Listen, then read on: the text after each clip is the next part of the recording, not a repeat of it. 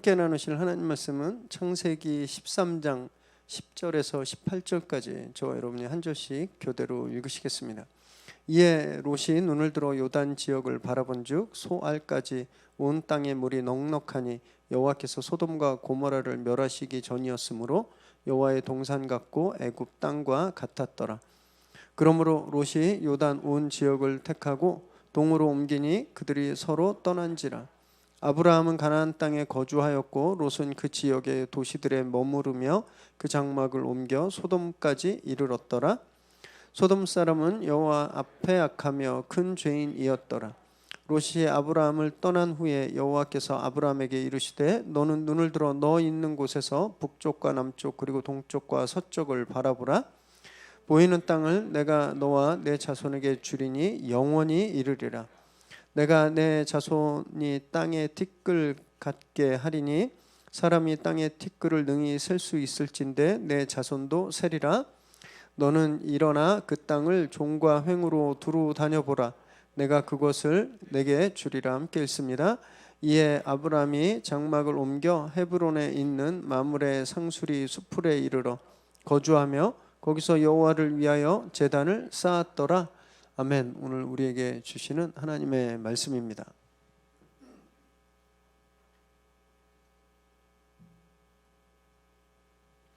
중국 춘추 전국 시대 때 진나라라는 곳이 있었습니다. 거기에 왕이 이제 해라는 사람이죠. 해왕. 그 바로 옆에 있었던 총나라 때문에 늘 신경이 거슬렀습니다. 그렇다고 뭐 강하고 뭐 센 나라가 아니었어요. 조그만 나라였습니다. 그 시골 동네 같은 그런 나라. 그런데 이 그 손톱 밑에 가시처럼 계속 냅두면 곪고 좀 큰 문제를 일으킬 것 같아서 꼭 이 총나라를 함락해야 될 필요성이 느껴진 거예요. 게다가 이 진나라는 초나라와 아주 라이벌이었기 때문에 초나라를 견제하기 위해서는 반드시 이 총나라를 함락시킬 필요가 있었습니다. 그런데 문제가 있었어요. 이 총나라가 시골 나라고 별 볼 일 없었지만 산으로 둘러싸인 천연 요새였습니다. 아무리 많은 군대가 가도 함락시키기 어려운 그런 곳이었어요. 그래서 이 진나라 해왕이 고민을 하다가 이 초광의 탐심을 이용하기로 합니다. 이 초광이 금은보화를 굉장히 좋아했나 봐요. 그래서 커다란 소 조각상을 만들었습니다. 그리고 화려하게 꾸미고 소문을 냈어요. 자기가 이 총나라 왕에게 선물을, 이제 화친의 의미로 선물을 준비하고 있다. 막 이런 소문을 퍼뜨렸습니다. 이 촉왕이 그 소문을 딱 듣고 그 선물 목록에 대해서 들으니까 마음이 너무 동하는 거예요. 자기가 평소에 갖고 싶었던 그런 보물들. 근데 이 신하들은 이거 함정이다. 절대 그걸 받으면 안 된다. 막 이렇게 얘기했는데 이 사람이 신하들의 말을 듣지 않았습니다. 그래서 너무 하루라도 빨리 그 진나라 왕이 보낸 진상품 그 보석을 받기 위해서 오히려 길을 정비해요. 나무도 치우고 백성들한테 얘기해서 큰 길을 만들어라. 그래서 그 보석을 실은 수레가 빨리 올 수 있도록. 그래서 마침내 진나라 선물이 이제 도착했다라는, 성 밖에 도착했다라는 말을 듣고 달려갑니다. 빨리 받고 싶어서. 그래서 성문을 확 열었더니 초광을 기다리고 있었던 것은 금은보화가 아니라 진나라의 군대였죠. 그래서 문이 열리자마자 이 진나라 군사들이 아주 성남 파도처럼 밀려 들어왔습니다. 그래서 이 총나라는 칼 한 번 휘두르지 못하고 멸망하게 되거든요. 재물, 보석, 여기에 눈이 멀었죠. 이 작은 것에 눈이 멀었습니다. 이 초광이. 그것 때문에 그동안 이 총나라가 쌓아왔던 재물들을 약탈당했을 뿐만이 아니라 나라까지 잃어버리게 되었죠. 이 이야기에서 나온 사자성어가 있습니다. 소탐대실. 작은 것을 탐하다 큰 것을 잃는다. 이 이야기에서 나왔어요. 근데 이 소탐대실은요, 꼭 이렇게 옛날 이야기만 나오는 거 아닙니다. 저희 실생활에서도 굉장히 자주 일어나고 있어요. 좀 더 빨리 가겠다고 가속하다가 사고 나서 아주 못 가는 그런 경우들도 있고, 당장 눈앞에 이익들 그 얼마 그거 챙기겠다고 가격을 올리고 약속을 어겼다가 바이어들을 완전히 잃어버려서 비즈니스가 망하는 그런 경우도 수없이 많습니다. 택시 타고 가면 제 시간에 면접 시간에 도착하는데 이게 택시비가 아까운 거예요. 그래서 버스 타려고 기다렸다가 면접 시간에 늦어서 취직을 못하는 이런 일들 우리 일상에 아주 다반사로 일어나고 있습니다. 좀만 생각해 보면 이게 너무 어리석잖아요. 아니 왜 이렇게 작은 일에 목숨 걸어서 큰 거를 왜 놓치나, 너무 어리석다. 이해가 안 되시죠? 그런데 문제가 있어요. 이 작은 것들이 항상 우리 눈에 큰 거로 보이기 때문에 그렇습니다. 우리 눈에 커 보여서 함정에 빠지게 되는 거예요. 오늘 본문에도 꼭 그런 인물이 나오는데 롯입니다. 롯. 눈에 보이는 큰 거, 보니까 눈에 보이는 건 너무너무 크고 풍요로운 거예요. 그걸 선택했는데 나중에 결국은 그거보다 훨씬 크고 소중한 것을 다 잃어버리게 되는 거죠. 아브라함은 반대였습니다. 손해봤어요. 큰 것을 잃어버린 것처럼 보이죠. 그러나 결국은요, 그가 모든 것을 얻게 됩니다. 말씀을 함께 나누실 때 소탐대실이 아니라 사소취대, 작은 걸 버리고 큰 것을 얻는 이런 영적인 안목을 얻는 그런 시간 되시기 바랍니다. 10절 11절 읽습니다. 시작. 이에 롯이 눈을 들어 요단 지역을 바라본즉 소알까지 온 땅에 물이 넉넉하니 여호와께서 소돔과 고모라를 멸하시기 전이었으므로 여호와의 동산 같고 애굽 땅과 같았더라. 그러므로 롯이 요단 온 지역을 택하고 동으로 옮기니 그들이 서로 떠난지라. 애굽에서 돌아와서 재물이 크게 늘자 아브라함과 롯이 동거하기 어려웠습니다. 목초지도 한계였고 많아진 가축을 먹일 만한 그런 양식이 없었던 거예요. 그러자 목자들이 서로 다투기 시작했죠. 가만둘 수가 없어서 아브라함이 먼저 화해를 청하죠. 그리고 갈라설 것을 권유합니다. 그리고 그 가주였는데, 그가 전권을 가지고 있는 리더였는데 선택권을 롯에게 양보하죠. 롯이 네가 좋은 곳 선택하면 나는 다른 곳으로 갈게, 이렇게 말하잖아요. 그래서 이 볼을 롯에게 넘깁니다. 보통 이럴 때 어떻게 처신하는 게 옳은가요? 아랫사람으로서 아브라함은 자기가 어렸을 때부터 자기를 케어하고 돌본 어버이, 아버지 같은 존재였습니다. 롯한테. 그러면 그토록 오랜 시간 자신의 후견자였고 또 보호자였던 아브라함에게 아들로서의 그런 의무를 다해야 되지 않았을까요? 아브라함이 네가 선택해 그러면 아닙니다. 삼촌이 선택하시면 제가 따르겠습니다. 이렇게 하든지, 아니면 제가 아랫사람 단도리를 잘해서 다시 이런 일 없도록 하겠습니다. 떠나지만 가라는 말만 하지 마세요. 뭐 이렇게 사정해야 되지 않나요? 무리를 빚어서 죄송하다고 그래야 되잖아요. 롯은요, 당연한 권리를 행사하듯이 어느 곳이 좋은지 눈을 들어 살폈죠. 눈을 들어 바라보다라는 말은 그냥 이렇게 어디가 좋은가 이렇게 대충 보는 게 아니라 꼼꼼히 따지면서 본 겁니다. 여기는 물이 얼만큼 있고 여기는 풀밭이 몇 평이고 여기는 풀이 먹을만 하고, 이런 걸요 아주 꼼꼼히 자세하게 살핀 거예요. 배은망덕하고 아주 기고만장한 모습을 롯이 보이고 있는 거죠. 그럼 그의 눈에 요단 지역이 딱 들어왔습니다. 지금 있는 이 베델 지역은 좀 이렇게 대지가 높은 곳이에요. 강에서 좀 멀리 떨어져 있는 높은 구릉지대였는데 그가 본 이 요단 지역은요 평야였습니다. 그것도 북쪽의 모압 산맥으로부터 내려오는 풍부한 물 때문에 지금 가나안의 가뭄이 심한 상태잖아요. 그 가뭄의 영향을 거의 받지 않는 그런 땅인 거예요. 얼마나 좋아 보였으면 그의 눈에 그곳이 여호와의 동산, 에덴 동산처럼 보였다라는 겁니다. 우와, 에덴 동산이 저렇게 생겼겠구나. 그리고 이집트의 그 기름졌던 나일강 삼각추처럼 보였던 거예요. 그래서 고민 없이 저쪽 갔겠습니다, 이야기한 거죠. 동쪽으로 옮겨갑니다. 지도 한번 보여주시겠어요? 네, 올라오다마네요. 네, 요 오렌지 선은 애굽에서 올라오는 선이고요. 요 빨간 선은 나중에 저희가 볼 거고, 이 베델 아이 요 근처에서 요단 쪽을 보고 지금 롯이 이동하는 거죠. 그리고 이따가 오늘 본문 하반부에 보면 그가 소돔에까지 이르는데 소돔 고모라는 요쪽에 있습니다. 이동하면서 얼마나 좋았을까요? 끝없이 펼쳐진 평야, 그 마르지 않는 물들, 그리고 막 삐까번쩍한 그런 성들을 보면서 얼마나 좋았겠어요. 내가 진짜 잘했지, 내 선택이 옳았어. 그런데 오늘 성경 본문은요, 그의 선택이 치명적이었고 그의 선택이 망하는 선택이었음을 우리에게 알려주고 있습니다. 그가 선택한 곳이 소돔과 고모라 지역이라고 되어 있잖아요. 그런데 오늘 본문에 뭐라고 되어 있어요?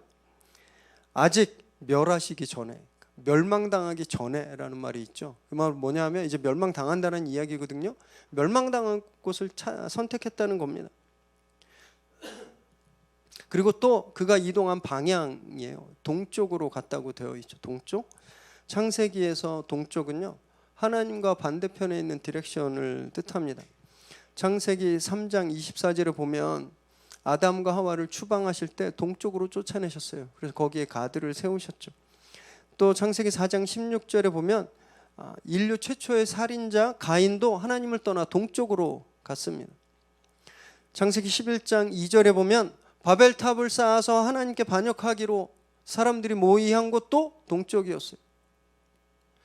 달마가 그래서 동쪽으로 갔는지는 잘 모르겠지만 창세기에서 동쪽은 그래서 하나님으로부터 멀어지는, 하나님과 반대 방향인 그런 쪽을 뜻하는 거죠. 그래서 롯이 동쪽으로 옮겼다는 것은 그것을 보여주는 겁니다. 그가 이제 하나님으로부터 멀어지고 있다는 보여주는 거예요.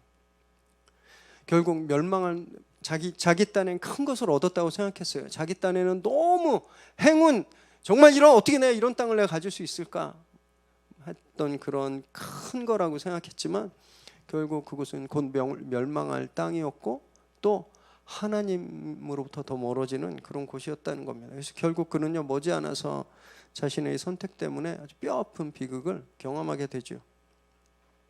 그래서 눈에 보이는 것이 꼭 좋은 것만 아닙니다. 눈에 화려해 보인다고 해서 꼭 좋지만은 않아요.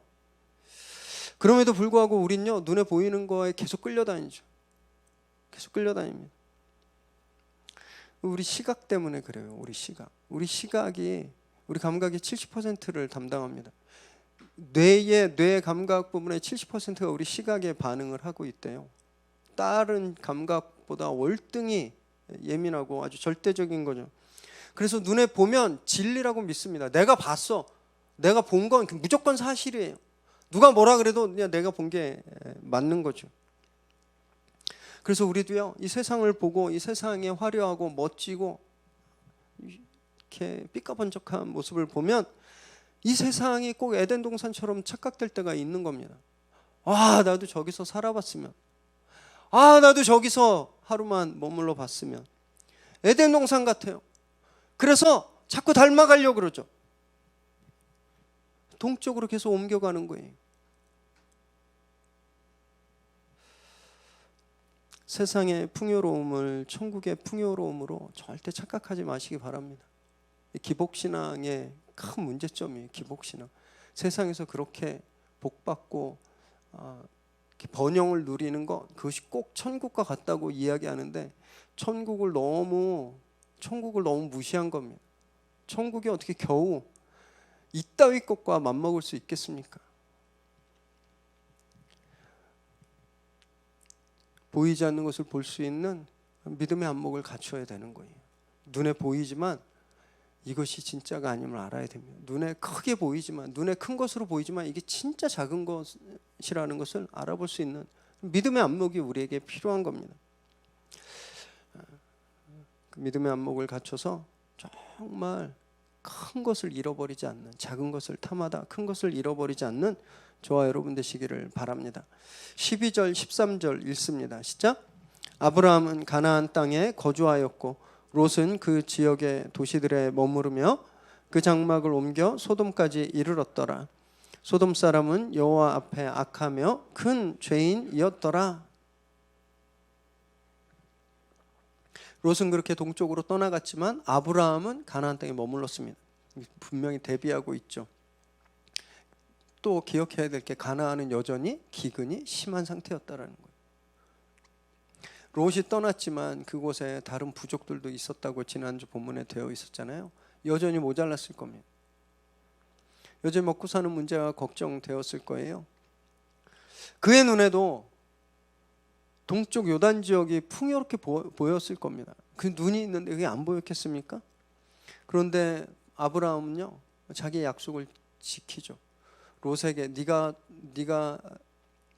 좌하면 내가 우하고 네가 우하면 내가 좌하리라. 그래서 롯이 동쪽으로 갔으니까 그리 안 가는 거예요. 무엇보다 그는요, 하나님께서 약속하신 땅, 이 가나안을 지금 떠나지 않고 있는 겁니다. 그렇지만 롯은 풍요로운 곳을 떠돌다가 결국 악인들이 가득한 소돔까지 가게 되는 거죠. 세상의 유혹이 꼭 이렇습니다. 늪 같아요. 처음에 발을 딱 디디면 아무 일도 안 일어나는 것 같지만 점점 빠져드는 거죠. 발목이 잠기고 무릎이 잠기고 허리가 잠기고 그리고 죽는 겁니다. 롯도 처음에는요, 그냥 풍요로운 요단 지역이 좋았습니다. 그런데 거기 있다 보니까 점점 그가 어디로 옮겨가고 있어요? 악인들이 가득한, 죄가 가득한 소돔으로 가고 있는 거잖아요. 그렇지만 약속을 지키고 말씀을 지킨 아브라함은요, 하나님으로부터 다시 한번 축복의 약속을 받습니다. 14절 15절 읽습니다. 시작. 롯이 아브라함을 떠난 후에 여호와께서 아브라함에게 이르시되 너는 눈을 들어 너 있는 곳에서 북쪽과 남쪽 그리고 동쪽과 서쪽을 바라보라. 보이는 땅을 내가 너와 내 자손에게 주리니 영원히 이르리라. 롯이 떠나자 하나님께서 아브라함에 나타나셔서 다시 한번 축복의 말씀을 주세요. 눈을 들어 동서남북 사방을 봐라 이렇게 말씀하십니다. 그리고 너 지금 보이는 그 땅 다 내가 너와 내 자손에게 영원히 주겠다 이렇게 선언하셨어요. 궁금해졌습니다. 원래 하나님이 다 주신다고 그러셨거든요. 왜 또 이렇게 말씀하셨을까?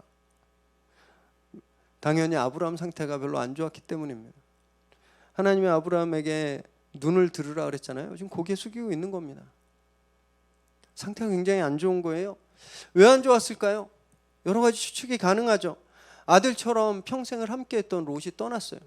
좀 인간적으로 쓸쓸함, 외로움 그런 것도 있겠죠. 아브라함은 자식을 낳을 수 없었습니다. 그래서 어쩌면 롯에게 자기 가문을 다 물려주려고 하는 그런 가문의 후계자로 생각했을 수도 있잖아요. 그가 빠지니 가문의 기둥이 빠진 것 같지 않았겠습니까? 외로움도 있었을 거예요.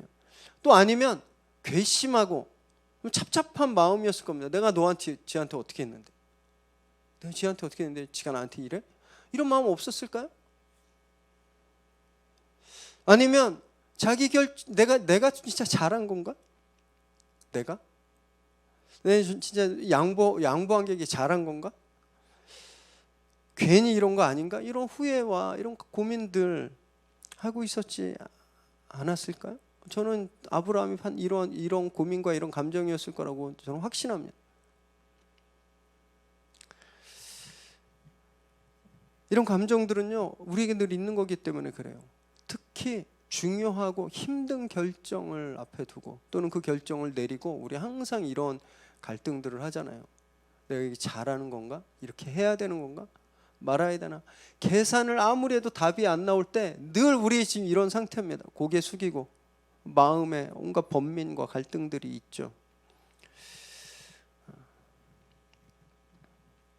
여러분 그때 하나님의 말씀을 들어야 됩니다. 아브라함에게 너무 실망하실 필요 없어요. 우리는 아브라함 믿음의 조상, 그래서 뭐 초인으로 생각하는 게 전혀 아닙니다. 우리와 똑같은 성정을 가진 사람이, 우리와 똑같이 비겁하고 우리와 똑같이 겁장이고 우리와 똑같이 걱정하는 사람이었습니다. 중요한 건요, 하나님이 나타나셨다는 게 중요한 거예요. 그에게 위로와 격려를 주셨죠. 손해인 줄 알면서도 롯과의 약속을 지켰어요. 가나안을 주시겠다고 하는 하나님의 약속을 믿고 거기 있었더니 하나님께서 오셔서 격려하시고 위로하신 겁니다. 우리가 갈등하고 고민하는 거 너무너무 자연스러운 거예요. 신앙이 있다고 안 괴롭고 안 힘든 거 절대 아닙니다. 그건 마약밖에 없어요. 마약은요, 먹는 순간 아무 이 세상 걱정 고민이 없는 거죠. 마약 빼놓고 다 괴로운 거예요. 문제는 우리가 그 상황에 어떤 스탠스를 취하는가, 무엇을 붙들고 있는가라는 겁니다. 그 상황에서 롯처럼 눈에 보이는 것에 사로잡혀서 그걸 따라가는 것인가, 아니면 그 상황에서 아브라함처럼 말씀을 붙들고 그 말씀 앞에 있는가, 이게 중요하다라는 거예요. 여러분, 이것이 결과를 가릅니다. 이것이 운명을 가르는 거예요. 롯처럼 눈에 보이는 그 좋은 곳에 넘어가면 가망이 없습니다. 더 큰 절망만 기다리고 있는 거예요. 그러나 아브라함처럼 말씀을 붙들면요, 그때 하나님이 찾아오시고 하나님 해결해 주시는 겁니다. 이것이 믿음의 길이라는 거예요. 이것이 작은 것을 버리고 큰 것을 취하는 이 사소치대 비결인 겁니다. 사랑하는 여러분, 무엇보다 말씀을 좀 붙드시기 바랍니다. 다 고민해요. 우리 고민 없는 사람 없습니다. 다 걱정합니다. 웃는 것 같지만 다 속에 다 하나씩 있어요. 잠 못 자게 만드는 그런 것들. 중요한 건 우리가 그때 무엇을 붙드냐라는 겁니다. 말씀을 붙드십시오. 그것이 정말 중요한 것을, 큰 것을 얻는 길임을 꼭 믿으시기 바랍니다. 16절 읽습니다. 시작. 내가 내 자손이 땅에 티끌 같게 하리니 사람이 땅의 티끌을 능히 셀 수 있을진데 내 자손도 세리라. 하나님께서 땅의 축복을 말씀하시고 이제 그 땅을 가득 채울 사람들에 대한, 자손에 대한 축복까지 약속하십니다. 마치 창조 때 같죠. 하나님이 기틀을, 땅을 다 만드시고 거기에 가득한 생명체들을 만드셨잖아요. 하나님이 지금 하나님의 나라를 다시 창조하고 계시는 거예요. 아브라함에게 땅을 주시고 이제 아브라함의 후손으로 그 땅을 가득 채우시겠다고 말씀하시는 겁니다. 얼마나 많이 주실 건지에 대해서 말씀하시는데, 땅의 티끌처럼, 먼지처럼, 이거 보면서 아니 우리가 다 먼지인가 이렇게 기분 나빠하지 마십시오. 이 먼지의 의미는 셀 수 없다라는 그런 의미를 가지고 있어요. 그래서 누가 내가 너한테 땅의 티끌 같은 먼지만큼 많은 자손을 줄 건데, 만약에 어떤 사람이 땅의 먼지를, 땅의 모래알을 다 셀 수 있으면 그 사람이 셀 수 있을 만큼의 많은 숫자를 주겠다, 이렇게 말씀하시는 거예요. 그러니까 셀 수 없는, 세기에 불가능한 그런 자손을 주시겠다라는 말씀이죠. 이 아브라함에게 주신 이 자손에 대한 축복은요, 두 가지 의미가 있습니다. 문자적으로는 이스라엘을 뜻해요. 이스라엘. 이 약속을 받은 후로부터 약 800년 정도 후에 여호수아가 이제 가나안을 정복하잖아요. 이제 그리고 여기에 국가로서의 이스라엘이 세워지게 되는데, 이제 그것을 문자적으로는 말씀하고 있습니다. 그리고 더 중요하게 영적으로 이 자손들은요, 예수님 안에서 아브라함의 자손이 된 사람들을 뜻해요. 갈라디아서 3장 7절 읽습니다. 시작. 그런즉 믿음으로 말미암은 자들은 아브라함의 자손인 줄 알지어다. 믿음으로 예수 그리스도를 주로 고백한 사람들은 아브라함의 자손인 줄 알라라고 하는 겁니다. 우리가 다 아브라함의 자손이라는 거예요. 영적인 자손이라는 거죠. 그래서 하나님의 약속은 이미 이루어졌고 계속 이루어져 가는 중이죠. 하나님이 여기서 주신 가나안 땅을 네 자손에게 주겠다, 이스라엘이 거기 세워짐으로써 그 약속은 이미 이루어졌죠. 또 영적인 의미로 아브라함의 자손들이 지금도 계속 늘어나고 있잖아요. 계속 현재 진행형으로 이루어지고 있는 겁니다.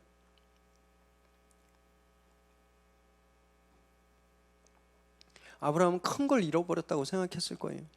자식 같았던 롯을 떠나보냈잖아요. 그런데 그가 그 롯을 포기하자 그 대신 셀 수도 없는 무수한 영적인 자녀들을 그가 얻은 거죠. 눈앞에 목초지를 포기한 대가로 정말 어마어마한 것을 얻은 겁니다.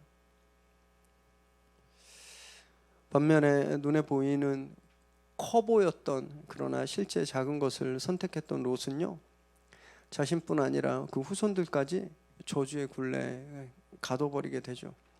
롯의 후손이 모압과 암몬 족속이거든요.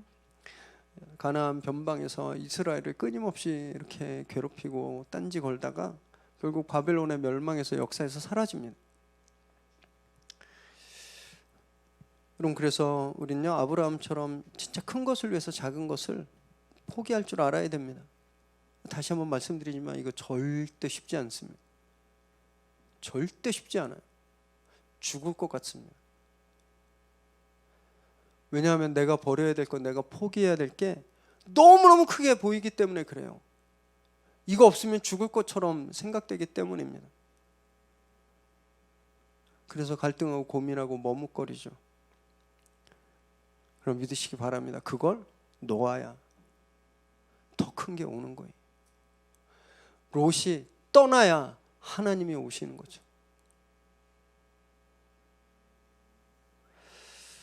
아직 잡고 계신 것들 있으시죠? 오늘 과감하게 놓아버리시기 바랍니다. 그래서 하나님께서 우리 빈손에 쥐어주실 크고 놀라운 것들을 오늘 다 잡게 되시기를 주님의 이름으로 축원합니다. 17절 18절 읽습니다. 시작. 너는 일어나 그 땅을 종과 횡으로 두루 다녀보라. 내가 그것을 내게 주리라. 이에 아브라함이 장막을 옮겨 헤브론에 있는 마므레 상수리 수풀에 이르러 거주하며 거기서 여호와를 위하여 제단을 쌓았더라. 하나님께서 이제 아브라함에게 그러니까 너 이제 움직여 돌아다녀 봐.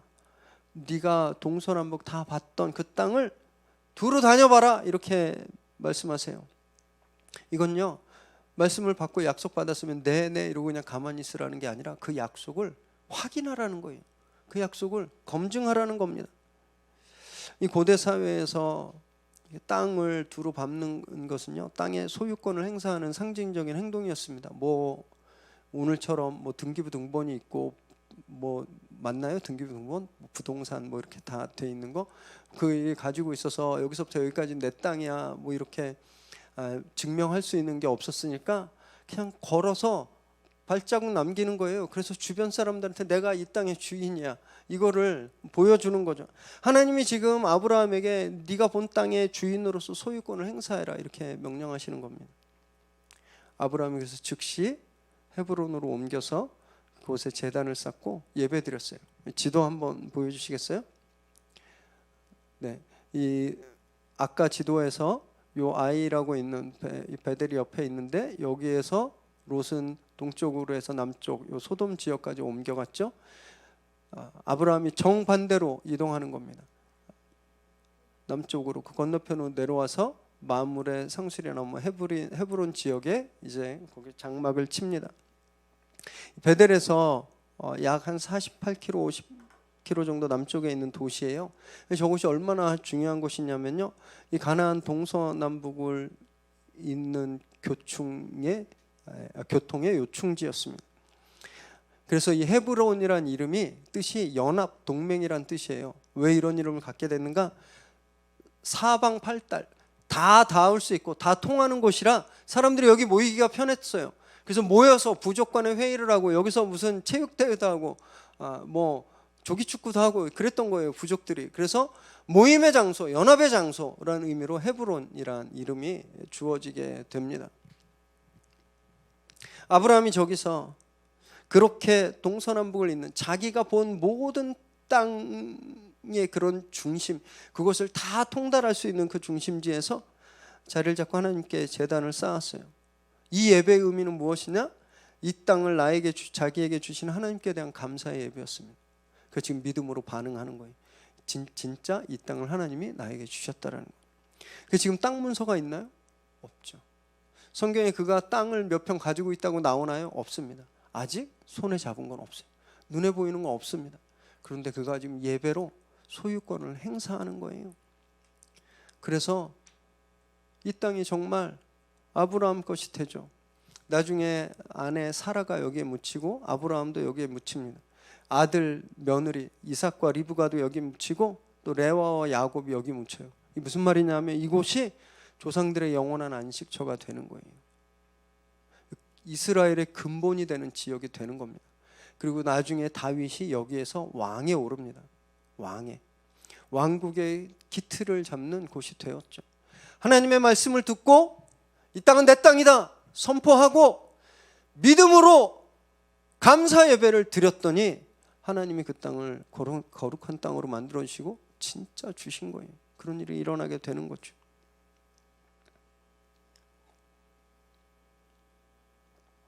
그래서 예배가 굉장히 중요합니다.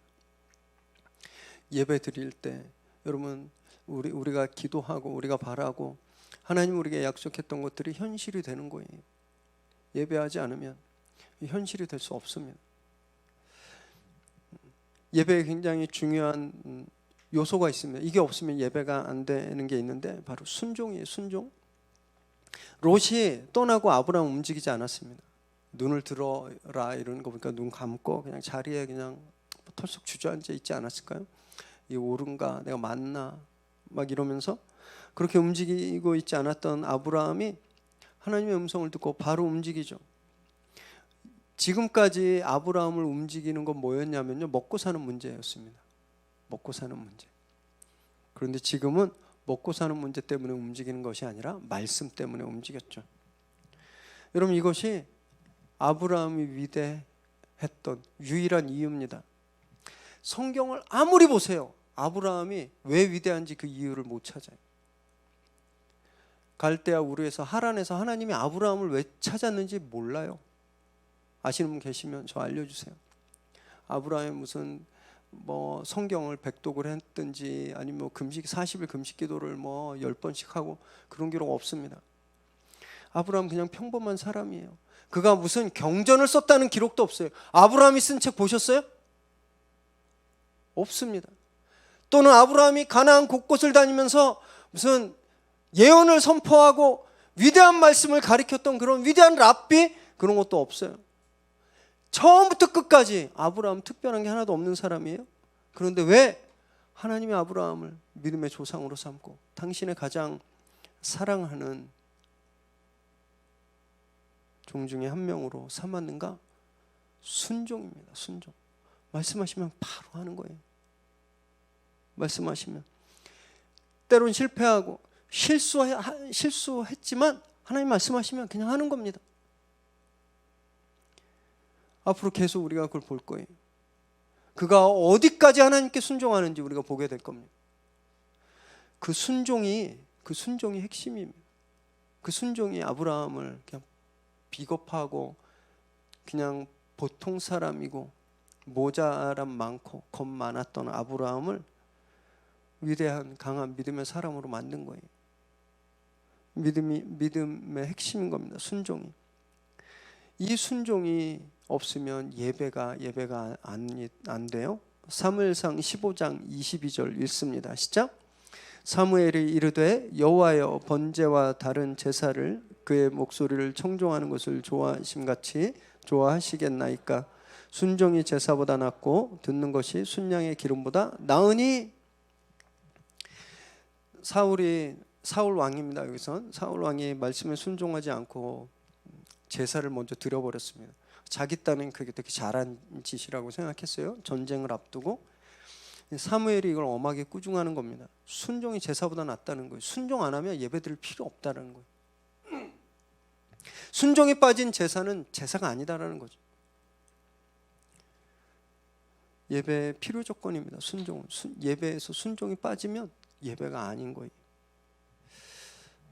그리고 순종은요, 믿음의 동의어입니다. 시노님이에요. 믿음과 같은 말이에요. 아브라함이 하나님 말씀에 순종했던 이유는 무엇일까요? 그냥 믿은 거예요. 하나님 말씀을 그대로. 이 땅 다 너한테 줄게. 믿은 겁니다. 그래서 갔어요. 다 밟아봐. 그래서 간 겁니다. 밟으면 다 자기 땅 될 줄 알고. 고민하지 않고 믿으니까 순종하는 거죠. 순종하니까 믿음이 증명되는 거예요. 이 순종과 믿음은 떨어질 수 없는 겁니다. 그것이 예배로 나타나는 거죠. 자기가 지금 아무것도 잡은 거 가진 거 없는데, 아무것도 자기가 소유한 거 없는데, 눈에 보이는 건 아무것도 없지만 이 땅 하나님이 나에게 주셨다고 믿고 순종하니까 그걸 예배로 표현한 겁니다.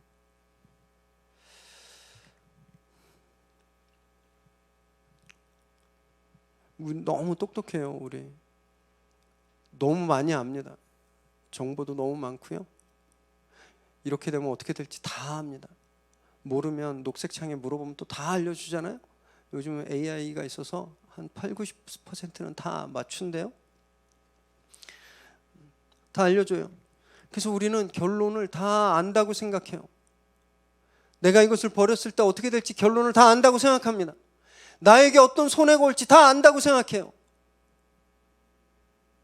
그러니까 순종하기가 어려운 거예요. 하나님 다른 말씀을 하시는데, 네가 이걸 버리면 내가 이걸 너에게 줄게. 네가 이걸 버리면 내가 이 땅과 많은 자손을 너에게 줄게. 그런데 고민하는 거죠. 롯을 떠나버렸으니 나는 이제 상속자도 없고 내 아내는 임신도 못하고, 그냥 나 여기서 그냥 우리 가면 끝나네? 우리 대가 여기서 끝나네? 이게 그가 생각했던 결론이었다면, 그리고 그가 그 결론을 믿었다면 순종할 수 없었겠죠.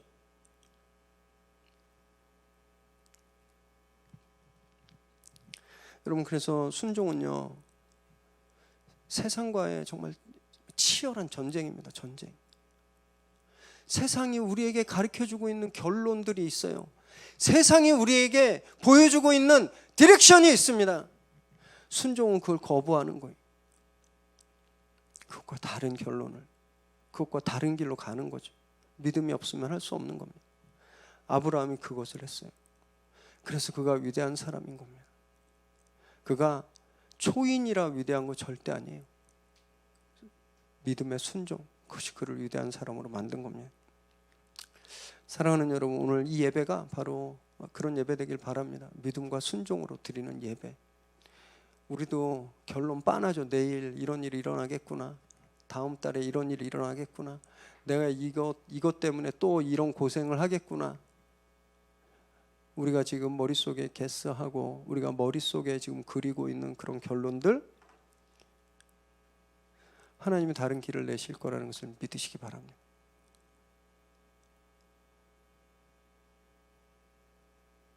그리고 말씀에 순종하세요.